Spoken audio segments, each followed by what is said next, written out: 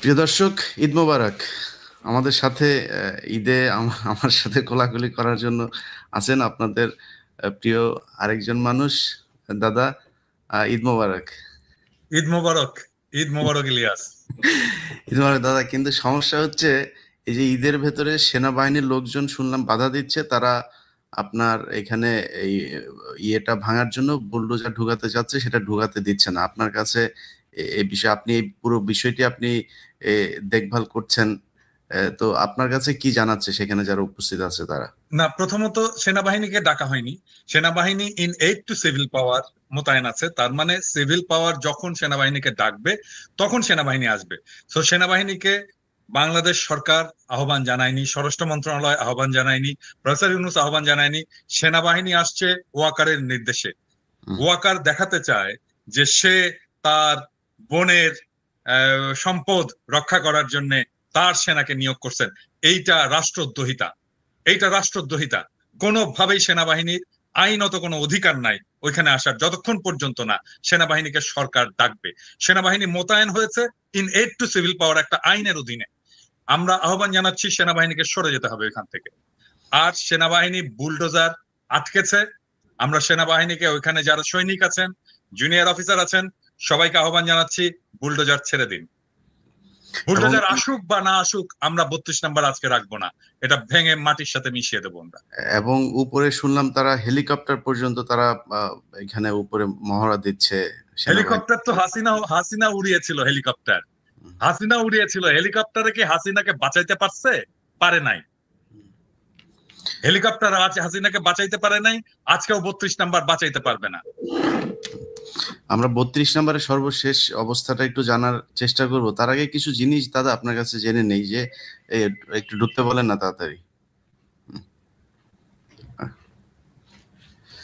তো আমরা ফেসবুকে বিভিন্ন দু একটা পত্রিকাতেও দেখলাম যে এটা হচ্ছে এই জাতির ইতিহাসের সাথে মিলেমিশে একাকার। ধানমন্ডি 32 নম্বর। আপনি ইতিহাস নিয়ে আপনি বেশ কয়েকটি বই লিখেছেন, আপনি গবেষণা করেন। মানে 32 নম্বরের আসল ইতিহাসটা দাদা কি বলেন তো? না, আমি ওই ইতিহাসে যেতে চাই না। মানে বিষয়টা হচ্ছে যে বিপ্লব বিজয়ের একটা স্মারক থাকতে হয়। আমরা একটা স্মারক অর্জন করেছি, শেখ মুজিবের মূর্তি। আমরা সেটা ভেঙেছি এবং ফ্যাসিবাদের যে আতুর ঘর ধানমন্ডি 32 নম্বর, সেটাকেও আমরা রাখবো না। ফরাসি বিপ্লবে বাস্তিল দুর্গ ভেঙে ফেলা হয়েছে। আমরা এই 24-এর বিপ্লবে ধানমন্ডি 32 নম্বর আমরা গুড়িয়ে দেব। ওটাই আমাদের লক্ষ্য। না, এখানে ওনারা বলার চেষ্টা করছে যে এই এত রাজনৈতিক প্রতিহিংসা, এটা তারা এই যে সুশীলরা এখন এইসব কথা বলছে, বিশেষ করে সবচাইতে বেশি আমি যেটাকে বলেছিলাম ওর ক্যারা উঠেছে, এই শাওনের ফালাফালি সবচাইতে বেশি দাদা। এই যে এ এ এ ঘন্টায় ঘন্টায় মানে ছাত্রদের বিরুদ্ধে পোস্ট করছে, এই আওয়ামী লীগের পক্ষে নানান ভাবে ঘুরিয়ে পেঁচিয়ে কথাবার্তা বলছে। তো এইসব সুশীলরা তো যখন কিনা লাশের উপরে আপনার এই যে জুতা নিক্ষেপ করেছে, কাদের এই সালাউদ্দিন কাদের চৌধুরীর কবরে ভাঙচুর করা হয়েছে, তখন তো এরা কোনো কথা বলে না, এখন এরা হঠাৎ করে গজিয়ে উঠছে। আমি আমি এই বিষয় নিয়ে বলবো না ইলিয়াস। এটা নিয়ে আমাদের আসলে অন্য একটা পরিকল্পনা করা দরকার। হুম। সেটা হচ্ছে হুমায়ুন আহমেদের যে শুটিং এর স্পটটা যেটা শাওন দখল করেছে। হুমায়ুন আহমেদ আমাদের জাতির সম্পদ, এবং হুমায়ুন আহমেদ যেটা সৃষ্টি করেছে সেটাও জাতির সম্পদ। এই সম্পদটাকে জাতীয় সম্পত্তি হিসাবে এটা গ্রহণ করতে হবে। বাংলাদেশ সরকার এই সম্পদটাকে নিয়ে হুমায়ুন আহমেদ জাদুঘর বানাবে। এটাই আমাদের আজকের লক্ষ্য হওয়া উচিত। শাওন এটা দখল করে রাখছে ব্যক্তিগত স্বার্থে, কিন্তু হুমায়ুন আহমেদ আমাদের এমন একটা সম্পদ যেটাকে ব্যক্তি একটা দখল করে রাখতে পারে না। তার সম্পদ, তার সৃষ্টি, এটার সকলের অধিকার আছে, সকলের হক আছে ওইটাতে। ওইটায় মানুষের হক প্রতিষ্ঠিত করতে হবে ওই সম্পদে। এবং ওইটার নাম যেন কি? ইয়ে নুহাশ, আহ নুহাশপল্লী। নুহাশপল্লী। নুহাশপল্লী, এটা নুহাশেরও মালিকানা থাকবে না, শাওনেরও মালিকানা থাকবে না। এটাতে বাংলাদেশের জনগণের মালিকানা থাকবে। ওইটাকে অধিগ্রহণ করে এইখানে হুমায়ুন আহমেদ জাদুঘর বানানো হবে, হুমায়ুন আহমেদ পল্লী বানানো হবে। এবং এইটাতে আমরা যাব, দেখব, এবং এইখানে আমরা হুমায়ুন আহমেদের স্মৃতিচারণ করবো। এটা কোনো ব্যক্তিগত সম্পত্তি হতে পারবে না। এই আওয়াজ তোলেন, সাউন্ড থেমে যাবে। না, এখন হঠাৎ করে এই শাওনের মতো কিছু লোকজন আছে যারা কিনা এটাতে মানে এখন আমাদেরকে মানবতা শিখাচ্ছে। শেখ হাসিনা নিজেও আপনি শুনেছেন যে সেই ইদানিং খুব কান্নাকাটি শুরু করেছে, কয়দিন পরে হয়তো হাত পা চেপে ধরা শুরু করবে। তো শেখ হাসিনাকে যারা এই তার ইমোশনাল কথাবার্তা শুনে তারপরে ৮১-তে যেরকম জিয়াউর রহমান ভুল করেছিল, এইবারও যদি এখনকার বিএনপি কিংবা জামায়াত কিংবা ছাত্ররা তার এই এই এই নাটকে যদি ফাঁদে পা দেয়, সেক্ষেত্রে এর ভবিষ্যৎটা কি হতে পারে? ইলিয়াস, এই নাটকে যে কাজ হবে না সেটা তো আজকে 6 মাস পরে আজকে বোঝা যাচ্ছে যে ছাত্র জনতার চেতনা কোথায়। কয়েক ঘন্টার আওয়াজে গোটা বাংলাদেশ আবার এক হয়ে গেছে। হাজার হাজার লোক আজকে ধানমন্ডি 32 নাম্বার গুড়িয়ে দেওয়ার জন্য। বুলডোজার আসেনি, তাতে কি হয়েছে? হাতুড়ি শাবল টাবল নিয়ে যা আছে সেটা দিয়ে ভাঙার চেষ্টা করতেছে। এবং এবং এইটা আজকের ঘটনাটা খুবই জরুরি ছিল এটা বোঝানোর জন্য যে বিপ্লবের আগুন এখনো নিভে যায়নি, শহীদের রক্ত শুকায়নি, এবং আমরা বিপ্লবের লক্ষ্য অর্জন করবই। শেখ হাসিনা কেন, আওয়ামী লীগ কেন, আওয়ামী ন্যারেটিভের কোন হিস্ট্রি বাংলাদেশে ফিরবে না। আমরা ইতিহাসের সাথে আমরা ইতিহাসকে মুছে দিচ্ছি না, আমরা নতুন ইতিহাস রচনা করছি। ধানমন্ডি 32 নাম্বার নিশ্চিহ্ন করে নতুন ইতিহাস রচিত হবে। না, সেটাই আমাদের যেই বিষয়গুলো নিয়ে এখন সাবধান হওয়া দরকার, যে আওয়ামী লীগ এখন কখনো বিএনপির ঘাড়ে চড়ে বসার চেষ্টা করছে, কখনো জামায়াতের।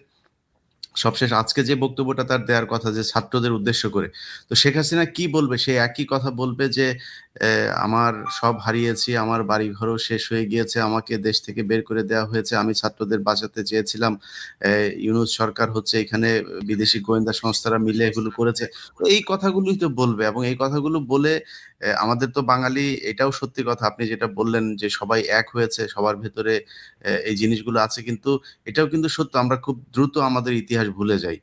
এবং সেই ভুলে যাওয়ার মধ্য দিয়ে যদি শেখ হাসিনাকে কোনোভাবে আমরা আবার বিশ্বাস করি, সে বিশ্বাস করার যে ফলাফল সেটা জিয়াউর রহমান একবার দেখেছেন, এবং আমার মনে হয় সামনে জাতি যদি কখনো এই ভুল করে সেটা দেখবেন।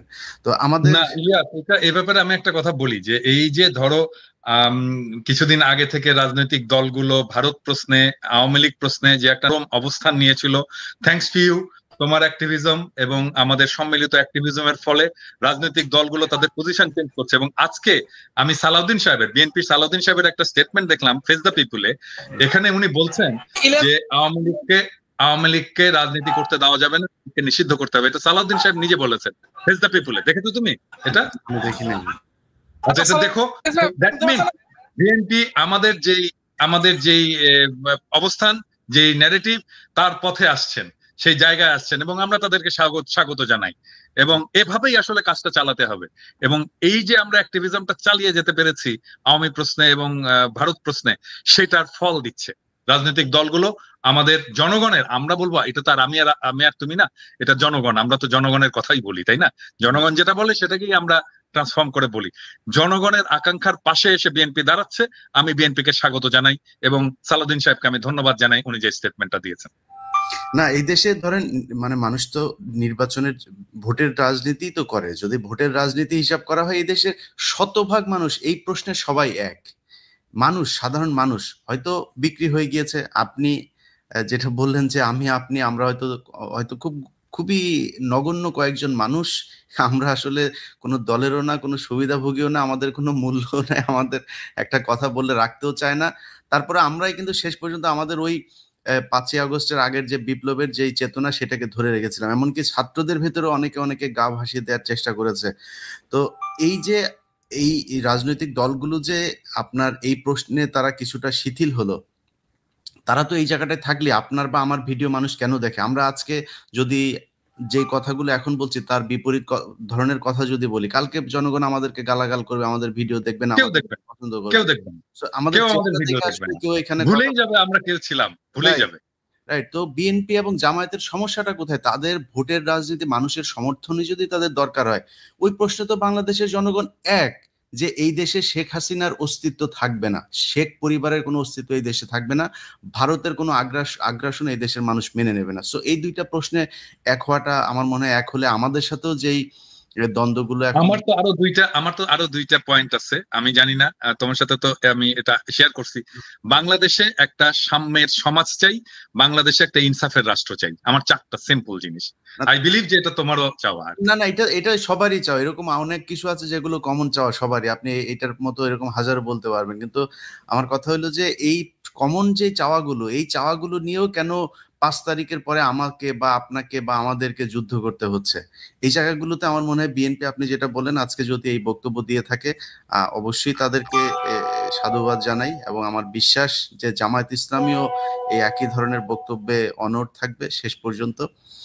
তো আমি চেষ্টা করছিলাম দাদা 32 নাম্বার থেকে কয়েকজনকে লাইভে নিয়ে আসা, কিন্তু সমস্যা হলো এখানে নেটওয়ার্কের খুব সমস্যা হচ্ছে। টেলিভিশন গুলোও দেখলাম যে লাইভ করতে পারছে না, ওইখানে বাফারিং হচ্ছে বারবার। তো জ্যামার ট্যামার বসিয়েছে নাকি আবার কেউ? হইতে পারে, হইতেই পারে। এটা সেনাবাহিনীকে দিয়ে সবই সম্ভব, কারণ সেনাবাহিনী এই যে গোয়েন্দা সংস্থার যে যে চাল তারা চেলে যাচ্ছে নানান ভাবে সরকারকে একটা বেকায়দায় ফেলার জন্য। তো আরেকটা জিনিস দেখো, মানে যখন ওয়াকারের দূরভিসন্ধি নিয়ে আমরা বলা শুরু করলাম, সেই সময় সবাই এসে আমাদের উপরে চাপ দিল না? এমন ভাব যে ওয়াকার বিপ্লবের নেতা, নতুন জাতির পিতা, মনে আছে? এখন এই যে আজকে নেত্র নিউজ একটা নিউজ করছে যে এই সেনাবাহিনীর চাপে প্রফেসর ইউনূস আয়নাঘর ভিজিট করতে পারলো না। এই তখন যদি আমাদের পিছনে না লেগে সবাই মিলে আওয়াজটা তুলতাম, তাহলে তো আজকে এই অবস্থাটা হয় না। না সেটাই, আমরা তো চেয়েছিলাম সবাই এক হয়েই থাকতে। তো এই যে ধরেন আপনি বইমেলার অবস্থাটাই দেখেন, বইমেলাতে করলো। আচ্ছা, আমি মনে হয় অডিওতে, হ্যালো, সালাম, জি সাজিদ, আপনাকে সবাই শুনছে। হ্যাঁ, আমার মনে হয় আমরা ভিডিওতে যেহেতু আপনি কানেক্ট হতে পারছেন না, আমরা একটু ফোনেই বলি। আপনি কি অবস্থা ওইখানকার সব শেষ পরিস্থিতিটা একটু বলেন। ইলিয়াস ভাইয়া, আমরা এখানে প্রায় 50,000 উপরে মানুষ আছে, কিন্তু আমরা এখনো পর্যন্ত বুলডোজার ম্যানেজ করতে পারিনি, যার কারণে আমরা বাড়িটা ভাঙতে পারছি না।